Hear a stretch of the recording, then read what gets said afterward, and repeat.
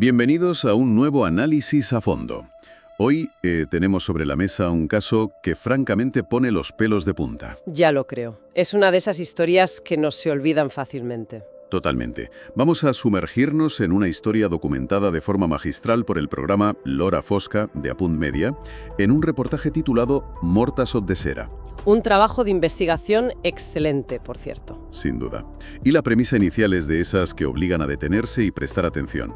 O sea, ¿cómo es posible que un rincón absolutamente idílico, un pequeño pueblo de la Comunidad Valenciana, donde literalmente nunca pasa nada, se convierta de la noche a la mañana en el escenario de un crimen atroz, calculado y, sumamente perturbador? Es que el contraste es brutal. Nuestra misión en esta inversión profunda es desgranar las pruebas forenses, seguir ese rastro digital milimétrico que dejaron los implicados y sobre todo intentar comprender la escalofriante psicología detrás del asesinato de Pedro Pablo Bustos. Es un caso que invita a una reflexión muy profunda desde el primer minuto, porque lo más impactante de toda esta historia no es únicamente la brutalidad del acto en sí, que la hay, y mucha. Ya. Lo que verdaderamente hiela la sangre es observar cómo la vulnerabilidad humana extrema, combinada con la búsqueda desesperada de un paraíso terrenal, de una especie de utopía, puede terminar atrayendo a los depredadores más insospechados. Qué fuerte eso, sí. Es el peligro constante de creer que quienes parecen compartir un mismo sueño alternativo o una misma visión de la vida, comparten también los mismos valores morales. Y lamentablemente la realidad nos demuestra que no siempre es así. Vale, vamos a desgranar esto. Para entender cómo se llega a ese desenlace tan trágico, es fundamental ir al origen y conocer el contexto de la víctima. Claro, el contexto lo es todo aquí. Hablamos de Pedro Pablo Bustos, un hombre de 55 años, descrito por quienes lo conocían como alguien bastante introvertido, peculiar, pero totalmente inofensivo. Pedro tenía una vida más que acomodada en Marbella. Allí vivía con su hermano y sus padres. Unos padres que habían logrado amasar un buen patrimonio, ¿verdad? Exacto, gracias a una conocida librería y al alquiler de varios pisos en la ciudad. Era una vida muy estable. Ajá. Sin embargo, en el año 2007, Pedro toma una decisión drástica, un verdadero punto de inflexión que rompe por completo la relación con su hermano. Decide abandonar esa vida resuelta en la Costa del Sol y llevarse a sus ancianos padres a una enorme finca aislada en Sot de Cera, en el interior de Valencia. Y aquí viene el detonante de todo. Eso es. El gran problema subyacente es que sus padres estaban empezando a sufrir demencia. Y esa decisión es, sin lugar a dudas, el inicio de una espiral descendente de la que ya no habría retorno. Los médicos y su propio hermano advirtieron por activa y por pasiva que sacar a personas mayores con principios de demencia de su entorno habitual, de sus rutinas y de sus médicos conocidos era una equivocación terrible. Totalmente contraproducente. A pesar de todas las advertencias, Pedro invierte absolutamente todos los ahorros familiares en ese terreno valenciano, con la enorme ilusión de montar un hotel rural. Un proyecto idílico que, muy pronto choca de frente contra un muro insalvable de problemas económicos. Licencias denegadas, laberintos burocráticos. Al final se paraliza por completo y deja a la familia en una situación muy precaria. Es en ese momento de bloqueo absoluto cuando se produce el colapso real de la situación familiar. Sí, porque el hermano de Pedro, enormemente preocupado por la salud de los padres, decide interponer una denuncia para que se evalúe la situación. Los servicios sociales intervienen y cuando los técnicos de la consellería visitan el domicilio, la escena que encuentran es desoladora. Madre mía. Las descripciones de esa visita son muy duras. Tela. Hablamos de una falta manifiesta de higiene, pañales sucios acumulados por las habitaciones y aunque se percibe un fuerte olor a lejía por un intento desesperado de limpieza de última hora, determinan que Pedro carece totalmente de las capacidades para cuidar de dos personas con demencia avanzada. Lógico. La conclusión de la administración es implacable. Los ancianos deben ser internados inmediatamente en una residencia. Hay una grabación casera de esa época que es absolutamente desgarradora, por cierto. Sí, en ella se ve a Pedro, consumido por una impotencia absoluta, preguntándole a su padre, que está visiblemente confuso, si quiere irse a la residencia. Pedro llega a afirmar explícitamente a cámara que los están secuestrados, bajo la excusa de un supuesto desamparo. Inicia incluso una cruzada personal, ¿no? Protestando con pancartas. Exacto, a las puertas de la consellería. Lo sentía como un robo literal de su familia. Lo fascinante aquí es analizar el tremendo impacto psicológico y económico que esta retirada provoca en la víctima. Es clave para entender todo lo que vino después. De un día para otro, Pedro pierde el contacto diario con sus padres por los que se desvivía, aunque sus métodos no fueran los adecuados. Claro, se queda solo, pero además de ese vacío emocional, hay una consecuencia material devastadora. La pensión de sus padres, que en ese momento se había convertido en su única fuente de ingresos tras el fracaso del hotel, pasa a destinarse íntegramente al pago de la plaza en la residencia pública. Claro, se queda a cero. En la ruina más absoluta, completamente solo en una finca enorme, aislada y costosísima de mantener. Y es entonces como una solución a la desesperada ante ese aislamiento emocional y financiero, cuando crea un concepto que él mismo bautiza como la isla de Gera. Exacto. Empieza a poner anuncios en Internet, en plataformas como Milanuncios y Airbnb, ofreciendo alojamiento gratuito a cambio de trabajo en la finca. El texto del anuncio era toda una declaración de intenciones. Decía algo así como: si buscas una vida diferente, basada en la cooperación, el amor y el respeto, tal vez deberías venir a la isla de Gera. Fíjate qué ironía más macabra viendo cómo terminó todo. Es algo que cualquiera en un momento de necesidad podría hacer. Poner un cuarto en alquiler, buscar compañeros de piso en Internet para compartir gastos o buscar compañía. Uno nunca piensa que, al publicar esas fotos y esa dirección, está abriendo las puertas de su casa y exponiendo toda su vulnerabilidad a completos desconocidos. Yo estoy totalmente de acuerdo. Su anuncio consigue atraer a jóvenes, a personas con estilos de vida alternativos, viajeros, bohemios, pero este aislamiento rural, sumado a una necesidad imperiosa de compañía y a la precariedad económica, crea la tormenta perfecta.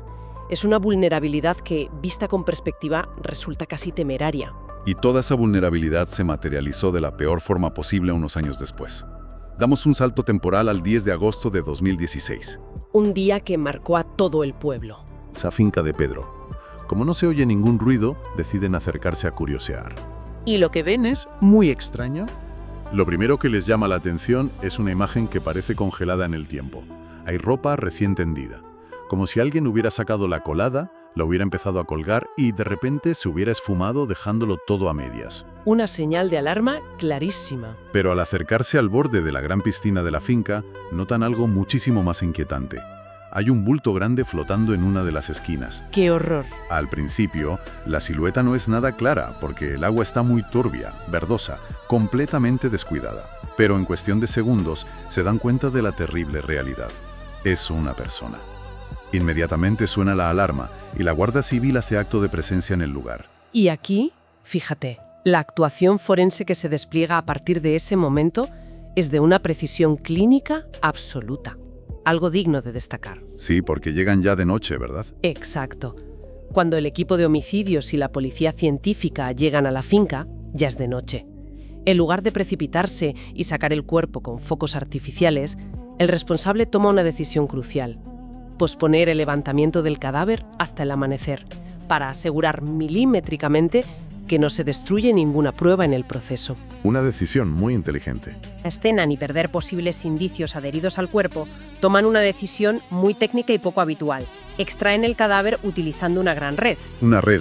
Sí, como si literalmente lo pescaran para mantener intactas todas sus ataduras. Claro, para no alterar nada. Entonces, cuando por fin logran sacar el cuerpo de la piscina con esa red, ¿qué es exactamente lo que encuentran los forenses? Porque las descripciones de ese momento son terroríficas. Es una imagen brutal. Una vez fuera del agua, los agentes descubren inmediatamente por qué el cadáver no flotaba libremente y pesaba muchísimo más de lo normal. Ajá. De las rodillas hacia arriba, la víctima está fuertemente envuelta en una colcha o una especie de lona gruesa asegurada con múltiples nudos de cuerda. Al retirar cuidadosamente esa primera capa de tela, encuentran otra cuerda interior que maniata el cuerpo de forma cruel. Uf. Ata los brazos por detrás, sujeta los pies y sube hasta el cuello. Además, la cabeza está completamente cubierta con una bolsa de plástico. ¡Qué ensañamiento! Y el detalle macabro que explicaba el exceso de peso. Entre la espalda de la víctima y la colcha, los asesinos habían introducido una piedra de gran tamaño para asegurarse de que el cuerpo se hundiera hasta el fondo y quedara oculto para siempre en esa agua turbia. De locos. ¿Y cómo logran identificarlo si llevaba tantos días en el agua? Dactilar. Que es un proceso bastante complejo, ¿no? Mucho. Básicamente es recuperar e hidratar las huellas dactilares de un tejido que ya está muy deteriorado por la maceración del agua. Gracias a esa técnica forense se pudo confirmar oficialmente la identidad sin margen de error. Era Pedro Pablo Bustos. Y mientras unos agentes están con el cuerpo en la piscina, otros entran en la vivienda. Espera, ¿es cierto que no encontraron absolutamente nada forzado ni revuelto en la casa principal? Así es. Si conectamos esto con el panorama general, es un detalle que cambia por completo el rumbo de la investigación. Durante la inspección ocular, los investigadores se centran en la casa. Tienen que forzar la puerta de entrada, porque está perfectamente cerrada con llave desde fuera. Ya. ¿Y qué encuentran al entrar? Absolutamente ningún signo de violencia, ni una sola reyerta, ni una gota de sangre, ni muebles volcados o rotos. La vivienda está razonablemente limpia y ordenada.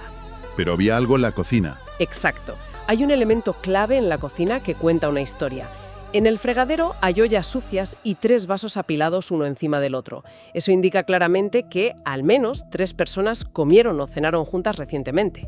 Los 3 vasos famosos. Además, en el cuarto de calderas de la vivienda, los agentes encuentran un ovillo de cuerda idéntico en grosor y material al usado para atar el cuerpo y confirman que la colcha también pertenecía a la casa. Todo estaba allí. Todo. La deducción de los investigadores es clara e incontestable. Los autores del crimen no trajeron ningún arma ni material logístico de fuera. Lo improvisaron todo utilizando los elementos que tenían a mano en la propia casa de Pedro. Qué escalofriante. El hecho de poner una tela por debajo de las ligaduras, además, indica un cuidado inusual que sugiere fuertemente algún tipo de vínculo o convivencia previa. Todo apuntaba a una conclusión evidente. Pedro conocía perfectamente a sus asesinos, probablemente cenó con ellos esa misma noche y confió en ellos hasta el último momento de su vida. Aquí es donde se pone realmente interesante, porque a partir de ese descubrimiento la investigación policial toma un ritmo frenético y, sinceramente, también empieza a rozar lo absurdo por la cantidad de errores que cometen los asesinos. Una cadena de fallos tremenda. Los vecinos confirman a la Guardia Civil que Pedro se movía siempre en un coche muy específico, un Ford Fusion, que por supuesto no aparece por ninguna parte en la finca. Se emite una alerta inmediata a nivel nacional para localizar el vehículo. Y aquí es donde la tecnología de tráfico demuestra su valor. Sin duda. El 3 de agosto, apenas un par de días después de la fecha estimada del asesinato, los lectores automáticos de matrículas de la autovía A3 captan el Ford Fusion viajando desde Valencia en dirección a Madrid. Lo detectan primero a la altura de Chiva y finalmente a escasos 7 kilómetros de la entrada a la capital. Gracias a la rápida colaboración con la policía local, el vehículo es localizado aparcado en una calle de Madrid, muy cerca de la zona de las estaciones de Atocha y Méndez Álvaro. Un lugar clásico de huida. Y esa inspección del coche abandonado arroja unas pistas que resultan vitales. Cuéntanos qué encontraron. En el interior del maletero, los agentes encuentran una amplia colección de cómics que, con toda probabilidad, fue sustraída de la casa de Pedro.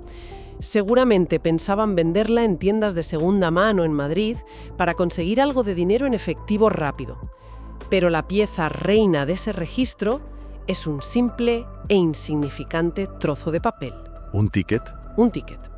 De repostaje en una gasolinera de la avenida General Avilés, en la misma ciudad de Valencia, fechado el 3 de agosto a las 18 horas. Esto evidencia, sin lugar a dudas, que los homicidas no huyeron directamente tras el crimen, sino que se refugiaron primero en la ciudad de Valencia y desde ahí emprendieron la huida hacia Madrid. ¿Y hay algo más? Sí, en paralelo a este hallazgo, los investigadores que estaban rastreando las cuentas bancarias de la víctima descubren un pequeño, minúsculo movimiento financiero que lo cambia todo. Un cargo de exactamente 10 euros realizado con tarjeta en un bar de la propia localidad de Sot de Xera. Es increíble. Por 10 euros, básicamente, firman su propia condena. Tirando de ese hilo, la Guardia Civil se dirige al bar musical de Sot de Xera e interroga a la empleada. Que se acordaba de todo. Perfectamente. La chica recuerda a los 2 jóvenes. Cuenta que uno de ellos le pidió el gran favor de cargar esos 10 euros en el datáfono para que le diera el dinero en efectivo, y le dijo que se llamaba Filipe y que era portugués. Vaya desliz. Pues espera. Los agentes le muestran a la camarera la foto del anuncio que Pedro había publicado en Internet para promocionar sus vacaciones rurales gay-friendly. En esa foto aparecía el propio Pedro posando muy sonriente junto a dos de sus jóvenes inquilinos. ¿Y lo reconoció? Sin dudar ni un segundo, reconoce al chico de la tarjeta. Además, aporta un dato que deja a los policías boquiabiertos.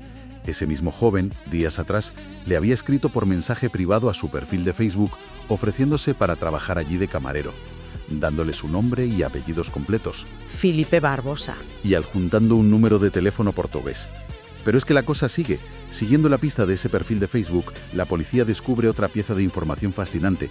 Resulta que una expareja de Pedro, que vivía en México, estaba muy preocupada por no tener noticias suyas y había contactado a Filipe por el chat de la red social para preguntarle. Esa conversación es tremenda. La respuesta de Filipe fue gélida y sumamente sospechosa.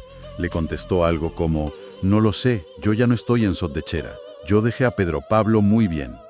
Y tras enviar ese mensaje, desapareció de la red. Es un nivel de imprudencia asombroso. Además, simplemente buceando de forma pública en las amistades de ese perfil de Facebook de Filipe Barbosa, los agentes localizan rápidamente un nombre que coincide a la perfección con el otro anfitrión del anuncio que Pedro tenía colgado en Internet. El segundo implicado. Un joven llamado André Arruda Vanderlei.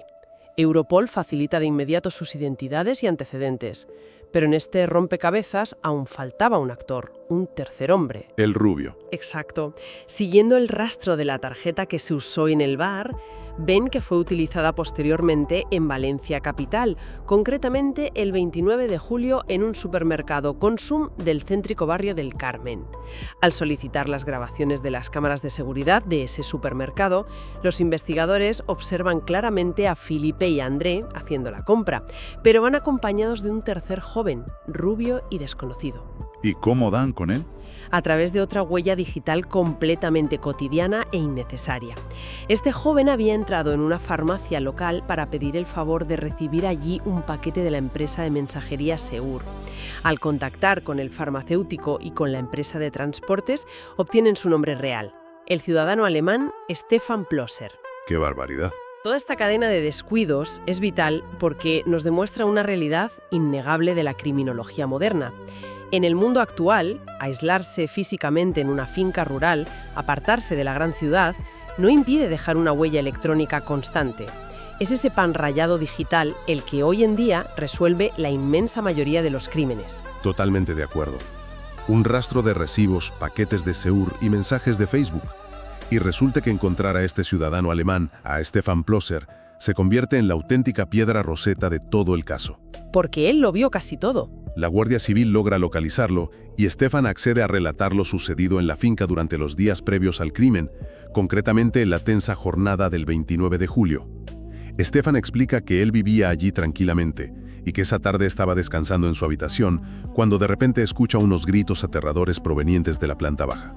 Gritos de pánico. Gritos de puro pánico de Pedro. Stefan baja las escaleras corriendo y se encuentra con una escena de máxima tensión. Pedro, André y Filipe están sumamente alterados y discutiendo a gritos. Pedro, temblando, le cuenta a Stefan que esos dos acaban de intentar agredirle, que le han tapado la boca con la mano por la fuerza y que teme seriamente por su vida. Una situación límite. En ese mismo instante, envuelto en cólera y miedo, Pedro materializa la decisión de expulsarlos de la casa inmediatamente, gritándoles en la cara que son unos ladrones y unos sinvergüenzas que se han aprovechado de él. Y ese encontronazo marca la fractura definitiva, el punto de no retorno. Stefan detalla a los investigadores que él mismo tuvo que conducir el coche de Pedro, llevando a los tres hombres en un viaje que describe como extremadamente tenso hasta la estación de autobuses de Valencia para que se marcharan. Me imagino ese viaje en coche. Silencio sepulcral. Un trayecto largo donde nadie cruzaba una sola palabra, con Pedro furioso al volante y los otros dos profundamente resentidos, humillados por una expulsión que ellos consideraban completamente arbitraria e injusta. Al bajar del coche y despedirse, Filipe se gira y le lanza a la víctima una advertencia fría y ominosa. Le dice: «Algún día volveré a Sot». ¡Qué escalofrío! Esas palabras encierran la verdadera semilla de la premeditación del crimen. Tras ser expulsados de la finca, los investigadores logran confirmar que los jóvenes pasaron el fin de semana alojados en un hostal del barrio del Carmen, lo cual coincide milimétricamente con los movimientos bancarios de sus tarjetas. Y entonces llegamos a la noche clave, el 1 de agosto. ¿Qué nos dicen los móviles sobre esas horas críticas? Porque los datos de las antenas de telefonía son los que finalmente construyen la cronología exacta y tumban cualquier coartada. Son el testigo invisible. Los repetidores de la zona confirman que la última actividad registrada en el teléfono personal de Pedro Pablo fue una llamada a las 19:51 horas de la tarde, conectada directamente a la antena de Sot de Xera. Después de ese momento el silencio es absoluto. Su teléfono se apaga y no vuelve a dar señal nunca más. Ni rastro. Sin embargo, a las 22:26 horas de esa misma noche veraniega, ocurre algo definitivo para la investigación. Esto plantea una pregunta importante. Efectivamente, a esa hora exacta, el teléfono móvil personal de Andrea Ruda se enciende y activa el repetidor de telefonía situado, casualmente, en el mismo pueblo de Sot de Xera. Vaya casualidad. Y aquí es donde la lógica policial es aplastante.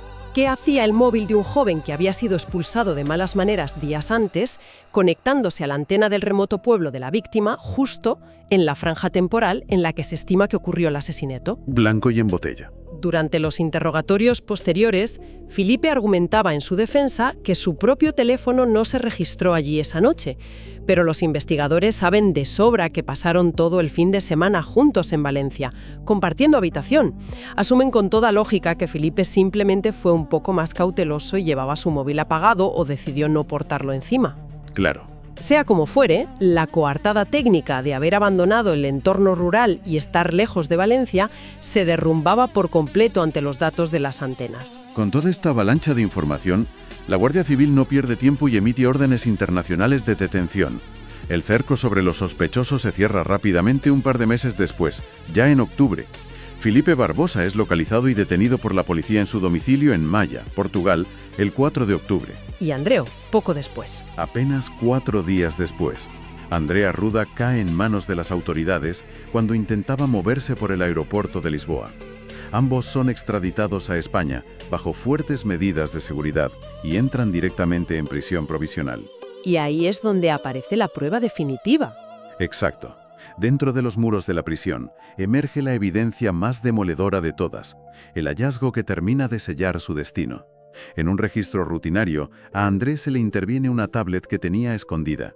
Que supuestamente estaba limpia. Aunque el dispositivo había sido reseteado y la información estaba aparentemente borrada, los especialistas de la policía en recuperación forense logran volcar el disco duro y rescatar decenas de archivos eliminados. No solo encuentran fotografías de los objetos personales que le habían robado a Pedro o los billetes de autobús que usaron para huir hacia Portugal, encuentran algo muchísimo más oscuro e incriminatorio. Encuentran el verdadero móvil psicológico del crimen completamente detallado y registrado en mensajes de texto. Telita, con esto.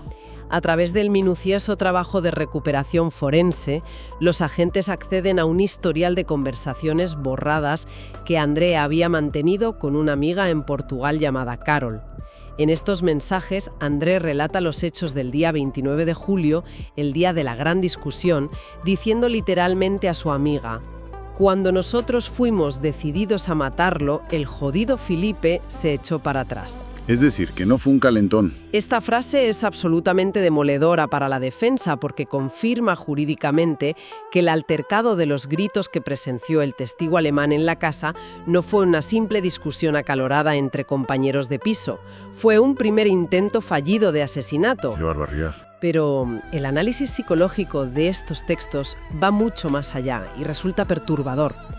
Hay un segundo grupo de mensajes, fechados después de la expulsión, donde André manifiesta abiertamente a su amiga sus planes detallados para acabar con la vida de Pedro. Escribe sin ningún tapujo: «Voy a matar al cabrón», y le asegura con total arrogancia que está planificando un crimen perfecto para no dejar rastro. Es asombroso el nivel de desconexión con la realidad. Se creen grandes mentes criminales planeando el crimen del siglo, pero van dejando un rastro de tickets de supermercado y mensajes de WhatsApp confesando sus intenciones. Una paradoja tremenda que los expertos analizan con fascinación. Por un lado, todo esto desmonta por completo cualquier estrategia legal que intentara vender la idea de un homicidio impulsivo, un accidente o un simple robo que se fue de las manos en el último momento. No fue un crimen en caliente. Había premeditación, Clara. Detrás de todo esto hay un evidente robo económico, claro. Querían llevarse el coche y vender las pertenencias. Hay un fuerte resentimiento narcisista por haber sido expulsados de la finca, pero sobre todo los peritos psiquiátricos detectan un componente de psicopatía muy grave. ¿En qué sentido? En esos chats, André le cuenta a su amiga que está, cito textualmente, imaginando las maldades, que el asesinato se lo va a tomar con calma y que va a disfrutar matando. Madre mía. Disfrutar matando a un hombre de 55 años, completamente aislado, profundamente vulnerable, que les había abierto las puertas de su casa y que no iba a ofrecer una gran resistencia física. Esa planificación fría, esa anticipación gozosa del acto de arrebatarle la vida a una presa fácil, dibuja el perfil de una personalidad psicopática aterradora. Totalmente. Alguien sin el más mínimo atisbo de piedad, remordimiento o respeto por la vida humana. Y como bien decías, o estamos ante un asesino sumamente previsor en su mente, o ante uno extremadamente torpe en la realidad, que va radiando paso a paso su gran plan a una tercera persona como si fuera una película. Entonces, ¿qué significa todo esto a la hora de la verdad? Con todas estas cartas sobre la mesa, la gran pregunta es cómo se traduce todo este horror frente a la justicia. El caso llega finalmente a los tribunales en febrero de 2019 y se celebra mediante un juicio con jurado popular en la Audiencia Provincial de Valencia. Un momento muy tenso. Es fundamental exponer el resultado con la más estricta imparcialidad respecto a los hechos que se consideraron probados en la sala. Durante las tensas sesiones del juicio, las versiones que ofrecieron los dos acusados fueron completamente contradictorias, entrando en una dinámica de culparse mutuamente para intentar salvarse.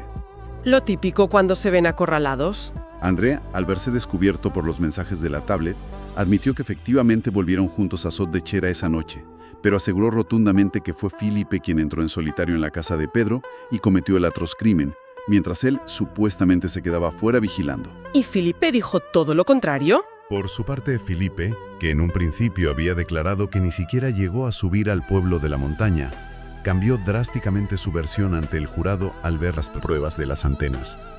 Admitió haber viajado hasta Sot de Xera en el coche, pero sostuvo que él se quedó esperando a las afueras del pueblo, en la oscuridad, durante más de 2 horas. Según su relato, finalmente André volvió conduciendo el coche de la víctima, muy alterado, diciendo que tenían que marcharse cuanto antes hacia Madrid. Es una dinámica de defensa tristemente común en este equipo de juicios penales donde hay coautores y no existe un pacto de silencio sólido entre ellos. Cuando se ven acorralados por la evidencia científica, cada uno intenta salvarse arrojando toda la responsabilidad sobre el otro, ofreciendo relatos que a menudo resultan ilógicos o físicamente improbables. ¿Y qué decidió el jurado? La resolución final del jurado popular sentó unas bases inatacables desde el punto de vista estrictamente legal.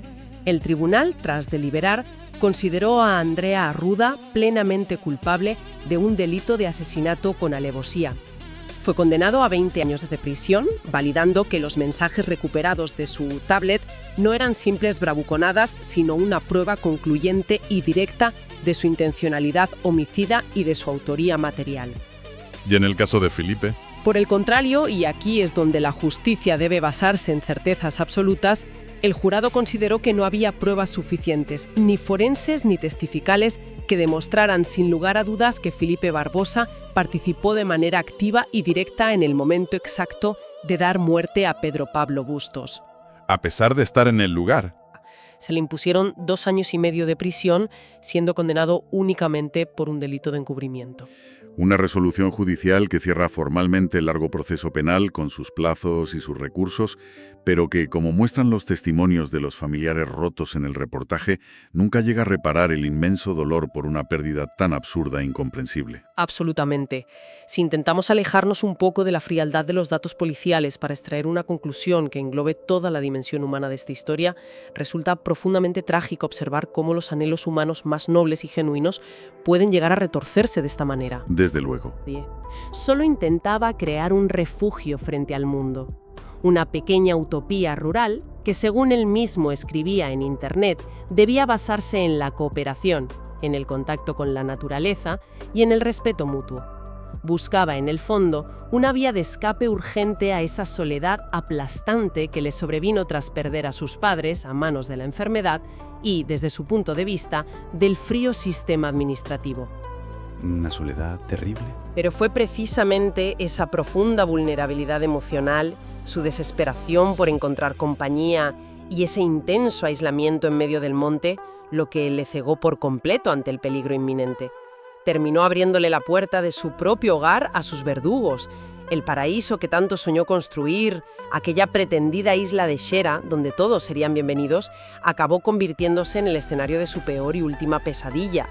Un lugar que hoy permanece abandonado, donde la confianza ciega se pagó trágicamente con la vida. Y para cerrar esta inversión profunda en el caso, es interesante plantear una reflexión final para quien nos escucha. Una idea provocadora que sobrevuela toda esta historia de principio a fin sin que apenas nos demos cuenta. Resulta inquietante pensar en cómo la tecnología opera en nuestras vidas como un arma de doble filo verdaderamente implacable. Totalmente. Por un lado fue precisamente la conectividad.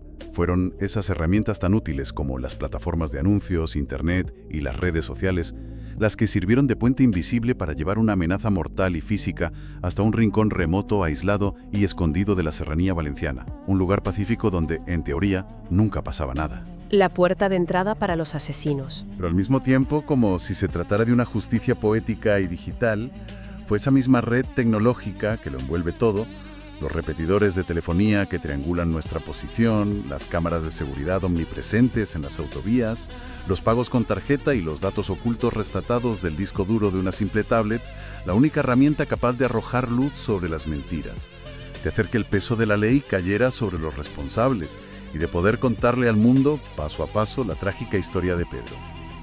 Es una reflexión fascinante sobre cómo nuestra inevitable hiperconexión moderna ha logrado transformar y exponer de forma imborrable hasta los rincones más oscuros y primitivos de la naturaleza humana. Ojalá este análisis haya servido para arrojar luz sobre los claroscuros de esta historia. Nos escuchamos en la próxima Inmersión Profunda.